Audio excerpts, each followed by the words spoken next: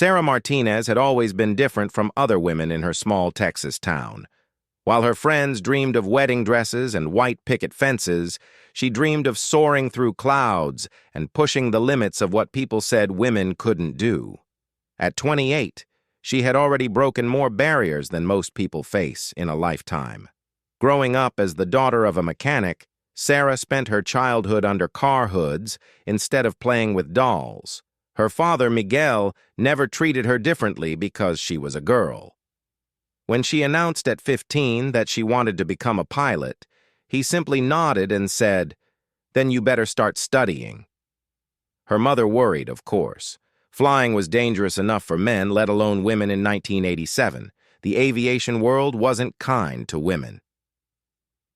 Sarah faced rejection after rejection from flight schools, airlines, and training programs. Instructors would look at her application, see her name, and suddenly remember they were full for the semester. But Sarah had inherited her father's stubborn streak and her grandmother's fierce determination. She worked 3 jobs to pay for private flying lessons. Every morning before dawn, she cleaned offices downtown. During lunch breaks from her job at the local bank, she studied aviation manuals until her eyes burned. Evenings were spent waitressing at Murphy's Diner, where truckers and oil workers would make jokes about lady pilots that she pretended not to hear. Her first solo flight came on a gray December morning. As her small Cessna lifted off the runway, Sarah felt something she'd never experienced before: complete freedom. Up there, gender didn't matter. Skill did. Courage did. The sky didn't care if she wore lipstick or had long hair. It only cared if she could handle the machine beneath her hands. After earning her commercial pilot's license, Sarah applied to dozens of airlines. The responses were always the same polite rejections. Too small, not enough experience, not the right fit for their image. The real reason was never spoken, but always understood. Then came the letter that changed everything. Coastal Emergency Services was looking for pilots willing to take high-risk rescue missions. The pay was good, but the danger was real. Most applicants were former military pilots with nerves of steel and nothing left to lose. Sarah knew this might be her only chance to prove herself in a world that had shut her out everywhere else. The interview took place in a cramped office that smelled of coffee and aviation fuel. Captain James Morrison, a grizzled veteran with 30 years of rescue experience, looked skeptical from the moment she walked in. His silver hair was cropped short, and his weathered hands showed the scars of countless missions. "Miss Martinez," he began, not bothering to look up from her file, "I've got to ask why a nice girl like you wants to risk her neck pulling people out of burning buildings and sinking ships." Sarah had prepared for this question. "Captain Morrison, I've wanted to fly since I was 7 years old. I've spent the last 10 years proving I can handle any aircraft you put me in. The question isn't why I want to do this job. The question is why you wouldn't want the best pilot available, regardless of whether they happen to be male or female." Morrison finally looked up, studying her with sharp blue eyes. "The men on my crew have been through hell together. They trust each other with their lives. That trust takes time to build." "Then give me the chance to build it," Sarah replied without hesitation. The practical test was grueling. Sarah had to demonstrate her skills in simulated emergency conditions: night flying, bad weather, mechanical failures, and precision landings in impossible spaces. Each test was designed to push pilots beyond their comfort zones and reveal how they performed under pressure. While other candidates struggled with the intense scenarios, Sarah remained calm and focused. Years of fighting for every opportunity had taught her to perform when stakes were highest. When the flight instructor simulated an engine failure during a storm landing, she didn't panic. She ran through emergency procedures with the precision of a surgeon and brought the aircraft down safely. After 3 days of testing, Morrison called her into his office.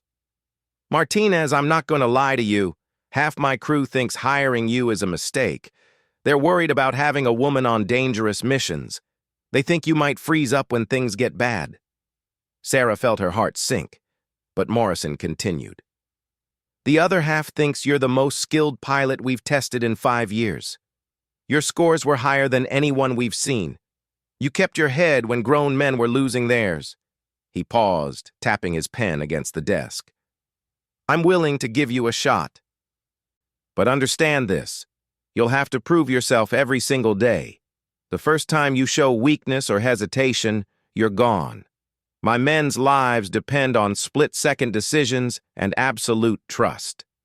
I understand, sir, Sarah said, trying to keep the excitement out of her voice. Good. You start Monday. And Martinez? Morrison's expression softened slightly.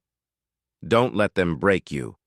This job needs good pilots more than it needs to protect fragile egos. Sarah's first week was exactly as difficult as expected. The crew of Coastal Emergency Services was a tight brotherhood of former military pilots, paramedics, and rescue specialists. They had served in Vietnam, survived countless emergencies together, and shared a bond forged by life-and-death situations. Tommy Rodriguez, the lead paramedic, barely spoke to her beyond operational necessities. Frank Wilson, a former Navy pilot, made it clear he thought women belonged on the ground, not in the air during emergencies. Even Jake Stevens, who seemed friendlier than the others, maintained a professional distance that felt like a wall. The worst was Danny Cooper, a bitter former Air Force pilot who had been passed over for promotion one too many times. He seemed to take Sarah's presence as a personal insult to everything he believed about aviation and military service. This isn't a game, Princess, he told her during their first briefing. When people are dying and buildings are collapsing, there's no room for equal opportunity experiments. Sarah bit back her response. She had learned long ago that words wouldn't change minds. Only actions would. She focused on learning every detail of their procedures, studying the aircraft until she could operate every system blindfolded, and staying ready for whatever test would come. The team flew Bell 212 helicopters, powerful twin-engine aircraft capable of handling the most demanding rescue situations. Sarah spent every free moment familiarizing herself with the machine's capabilities and limitations.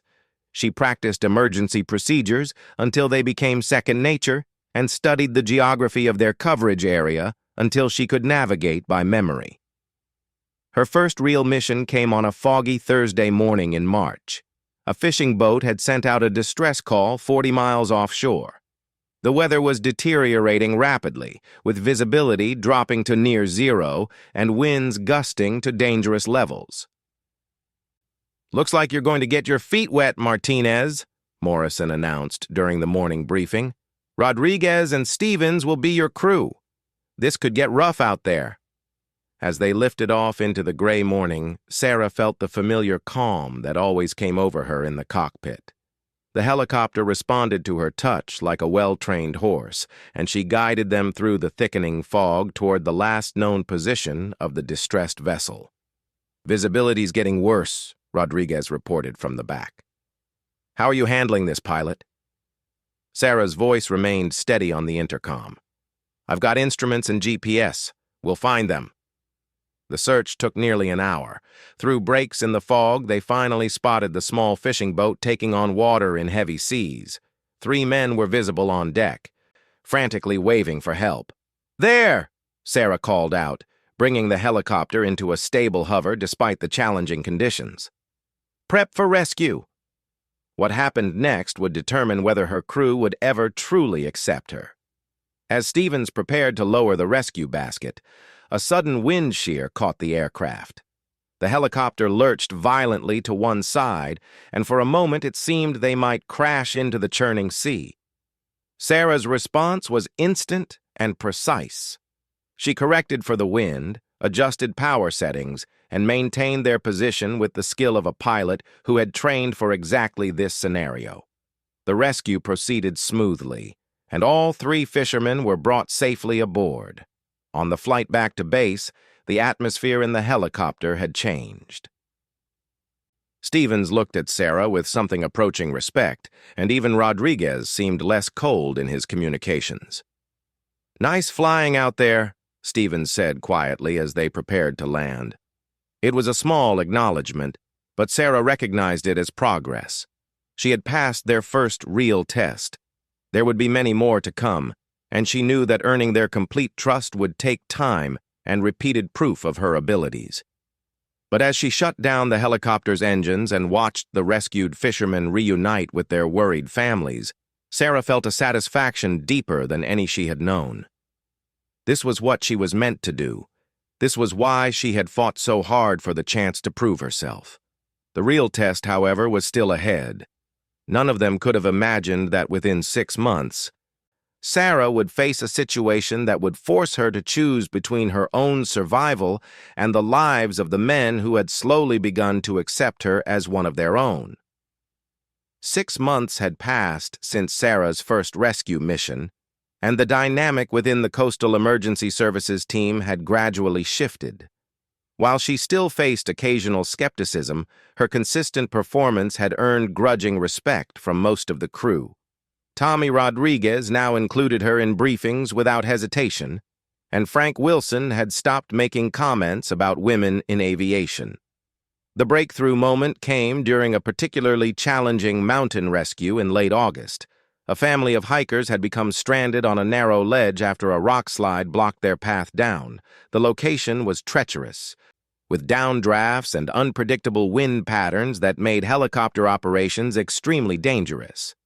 Sarah had volunteered for the mission when 2 other pilots declared the conditions too risky. Using her smaller frame to her advantage, she maneuvered the helicopter into positions that larger pilots might not have attempted. The rescue was successful, and for the first time, Danny Cooper approached her afterward. "That was some damn fine flying, Martinez," he admitted, his usual hostility replaced by genuine admiration. "I couldn't have made some of those approaches." The crew was becoming a team, but their ultimate test was approaching with the fury of a Category 4 hurricane. Hurricane Elena had been building strength in the Gulf of Mexico for 3 days, transforming from a tropical storm into a monster that threatened the entire Texas coast. Weather services predicted landfall near Galveston, with winds exceeding 150 miles per hour and storm surges that could devastate coastal communities. As the hurricane approached, Coastal Emergency Services received dozens of distress calls. People who had refused to evacuate were now trapped in rising floodwaters. Others were stranded in buildings that were beginning to collapse under the storm's assault. "This is going to be the real deal," Morrison announced during the emergency briefing. "We've got multiple teams going out, but conditions are deteriorating rapidly. I want all aircraft grounded by 6 p.m. unless it's a life-or-death situation." Sarah was assigned a crew with Rodriguez, Stevens, and Cooper for what would likely be their last mission before the storm made flying impossible. Their target was a retirement home on Galveston Island where 37 elderly residents and staff were trapped on the upper floors as floodwaters rose around the building. The flight to Galveston was like navigating through hell. Wind gusts exceeding 100 miles per hour buffeted the helicopter, and driving rain reduced visibility to mere yards.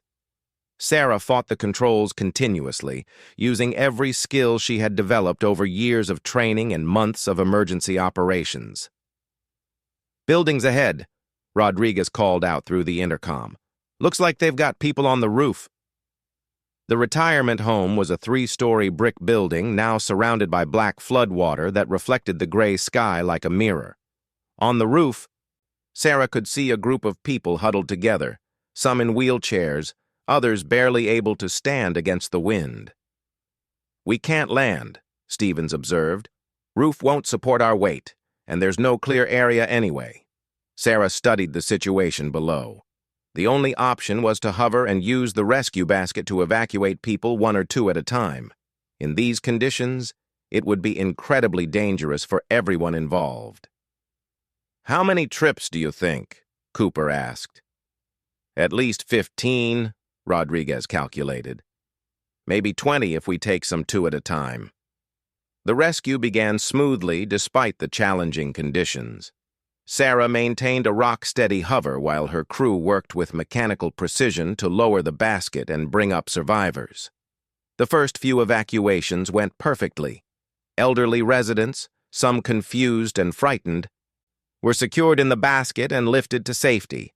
But as they completed their 7th trip, the hurricane's fury increased dramatically.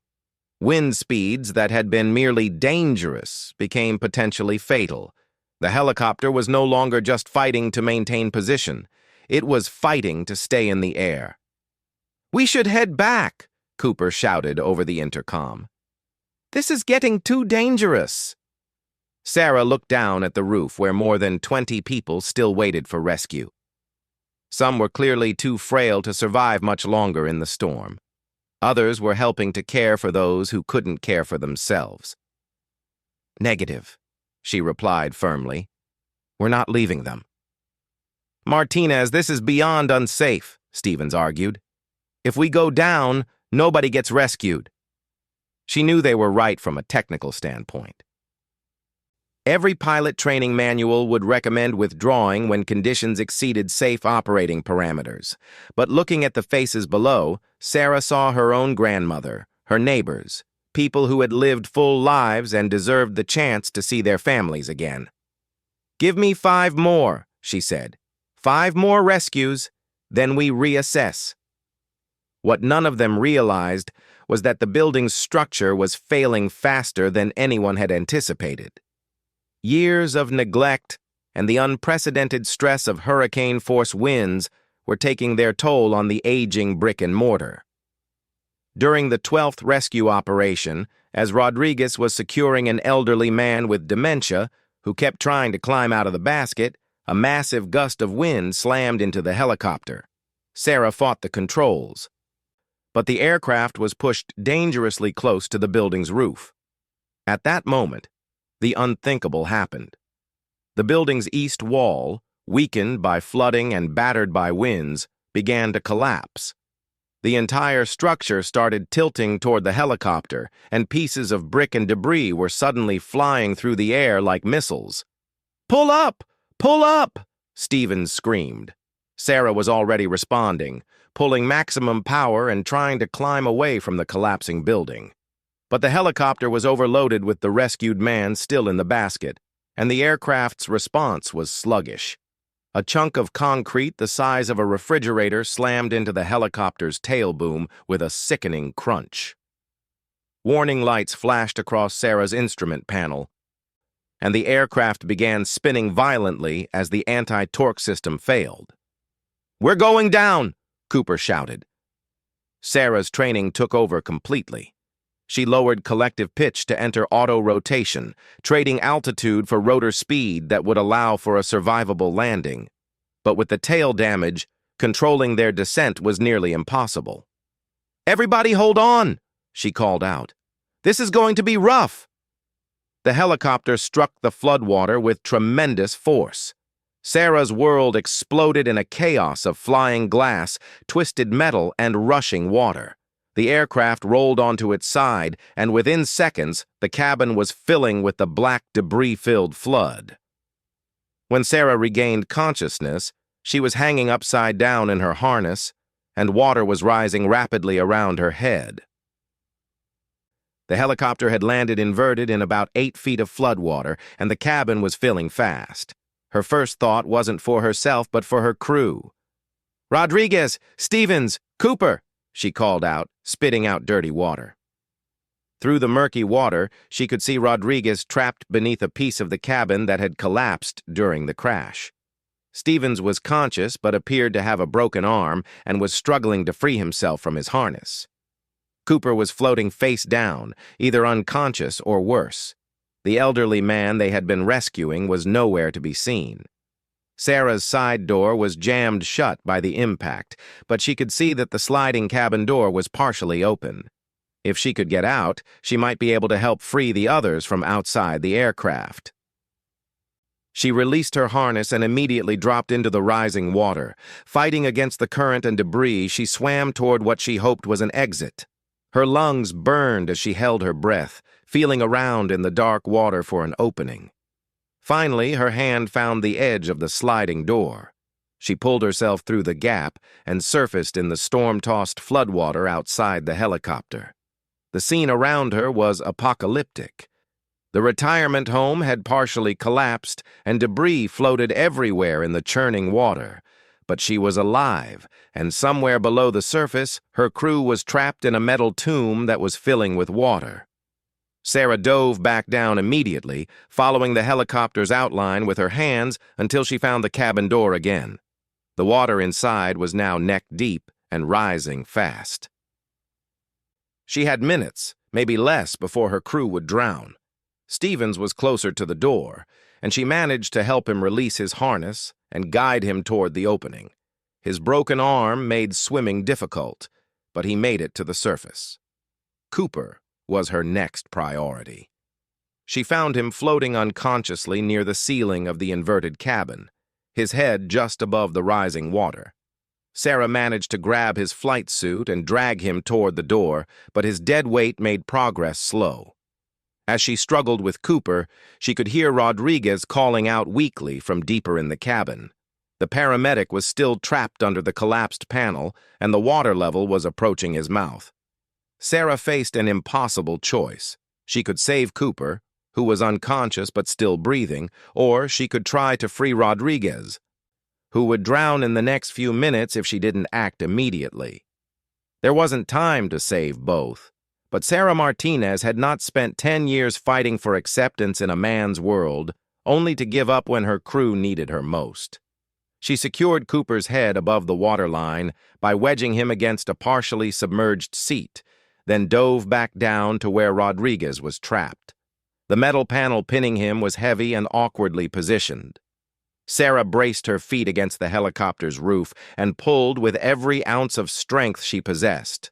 The panel shifted slightly, but not enough to free Rodriguez. "Can't breathe!" Rodriguez gasped, the water now covering his nose. Sarah took the deepest breath she could manage and dove completely underwater. In the dark, using only her hands to guide her, she found leverage points under the panel and tried again. This time, she managed to lift it just enough for Rodriguez to pull his legs free. She guided him to the surface just as he was about to lose consciousness from lack of oxygen. But their escape route was now completely underwater. The cabin had filled entirely, and the door that had been their exit was now several feet below the surface. Sarah would have to make multiple trips, each more dangerous than the last, to get everyone out alive. The storm raged above them, the building continued to collapse around them, and time was running out. What happened next would test every limit of human endurance and reveal the true character of the woman her crew had once doubted. The helicopter cabin was now completely submerged, transformed into a death trap of twisted metal and rushing water.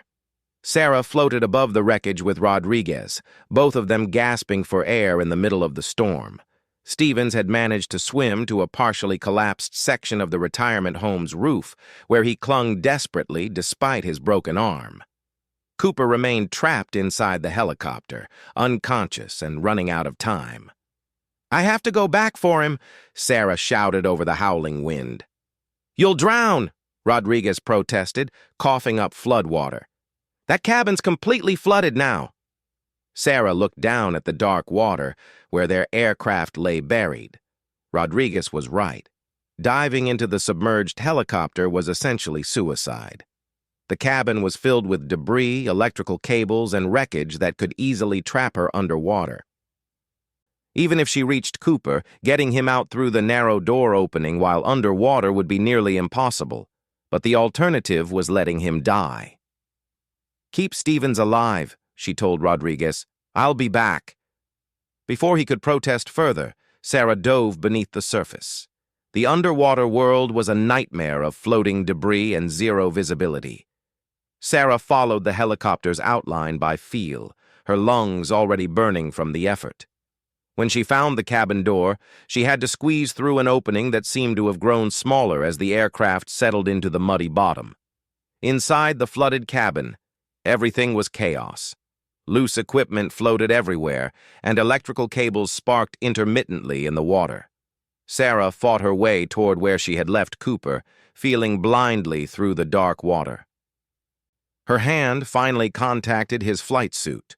Cooper was still unconscious, trapped by his seat harness in an air pocket that had long since filled with water. Sarah's lungs screamed for oxygen as she worked to release his harness with fingers that were growing numb from cold and oxygen deprivation. The harness finally clicked free, and Sarah began the agonizing process of maneuvering Cooper's limp body toward the door. His dead weight made every movement exhausting, and twice she nearly lost her grip on his flight suit.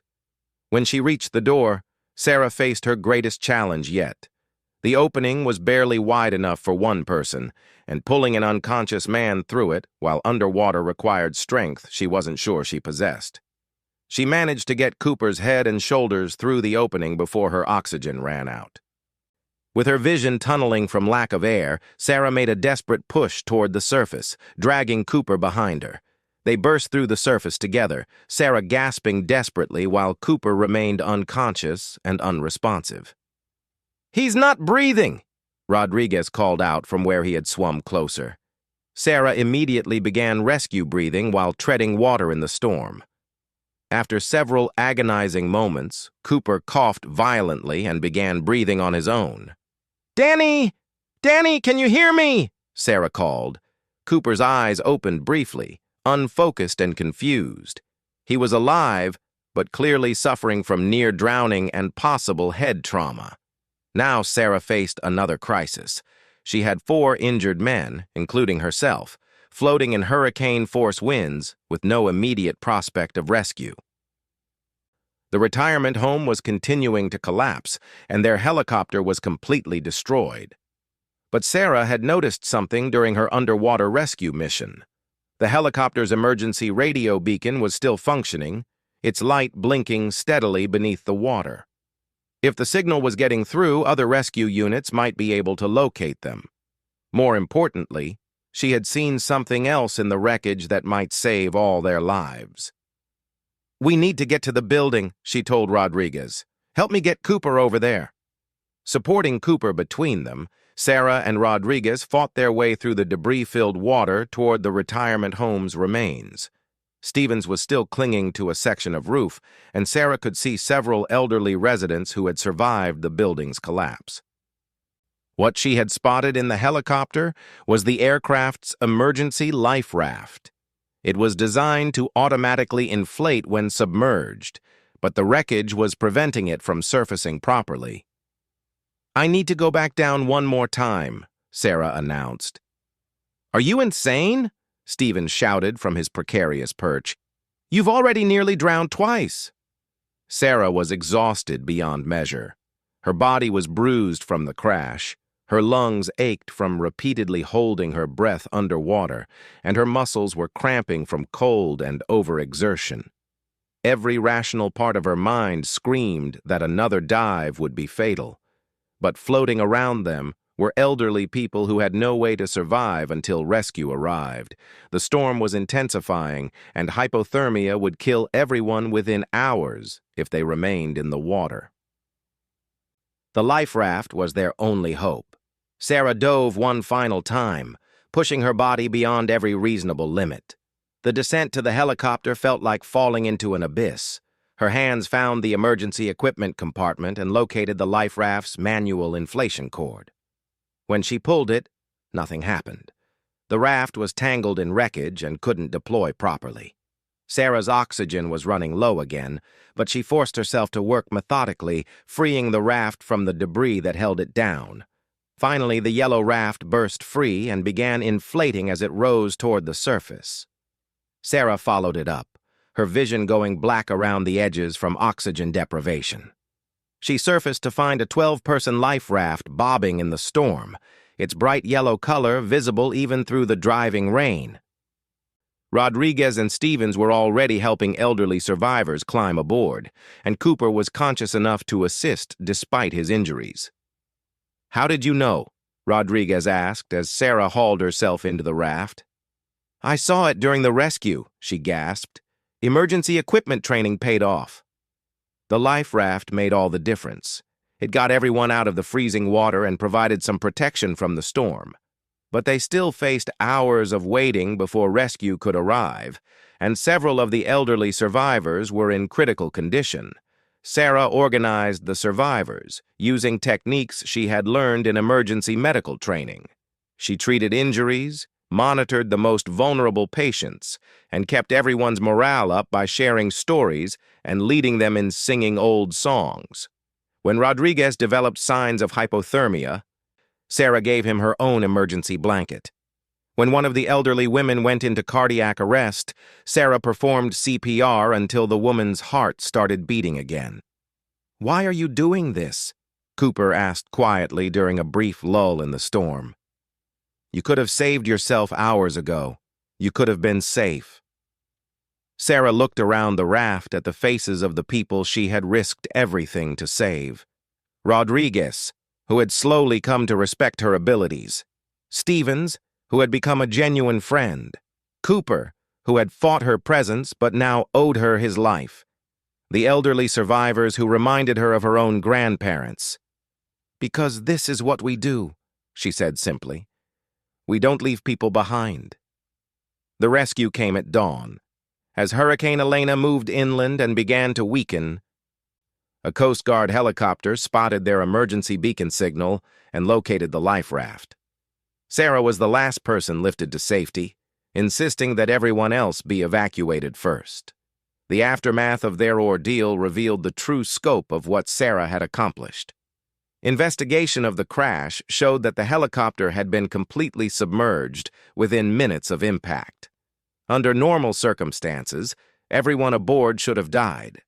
Sarah had not only saved herself but had returned multiple times to rescue her entire crew and then organized the survival of a dozen hurricane victims. Her actions had prevented what could have been a tragedy claiming 15 lives. The story made national news, but more importantly, it changed everything within coastal emergency services and the broader aviation community. Morrison called her into his office a week after the rescue. "Martinez, I've been in this business for 30 years. I've seen a lot of heroes and a lot of idiots who thought they were heroes. What you did out there wasn't just brave, it was the finest example of aircrew leadership I've ever witnessed." The crew that had once questioned her presence now spoke of her with genuine admiration. Rodriguez recommended her for commendation. Stevens nominated her for Pilot of the Year, and Cooper publicly apologized for his earlier treatment of her. "I was wrong," Cooper admitted during the ceremony honoring their rescue mission. "I thought being a woman made her weak. I didn't realize that her strength came from something deeper than what any of us men had." Sarah's story spread throughout the aviation industry. Young women who had been discouraged from pursuing flying careers began reaching out to her for advice and inspiration. Flight schools that had once rejected female applicants began actively recruiting them. But perhaps the most meaningful change was within herself. Sarah had proven that she belonged not just in aviation, but in the most demanding and dangerous aspects of flying. She had faced the ultimate test and not only survived, but had saved others in the process. Years later, when Sarah became the first female chief pilot in coastal emergency services history, she would tell new recruits the same thing Morrison had once told her. "This job needs good pilots more than it needs to protect fragile egos." The helicopter crash during Hurricane Elena had started as a disaster that should have claimed multiple lives. Instead, it became the moment when Sarah Martinez proved that courage, skill, and determination matter more than gender. Her willingness to risk everything for her crew and the people they were trying to save demonstrated the kind of leadership that transcends all boundaries. The men who had pushed her to prove herself were the same ones she ultimately saved. And in doing so, she had saved not just their lives, but their understanding of what it truly means to be a pilot and a hero. Sarah continued flying rescue missions for another 15 years, saving hundreds of lives and mentoring dozens of young pilots, both male and female. The yellow life raft from that hurricane night was eventually retired and displayed in the Coastal Emergency Services headquarters, along with a plaque that read, "Courage isn't the absence of fear. It's doing what's right despite the fear." Whenever new pilots joined the team, Sarah would tell them about the night Hurricane Elena tested everything she believed about flying, duty, and the bonds between aircrew members. The story always ended the same way. In this job, we don't leave people behind. Ever. No matter who they are or what they've said about us. When lives are on the line, we're all the same color. Rescue yellow.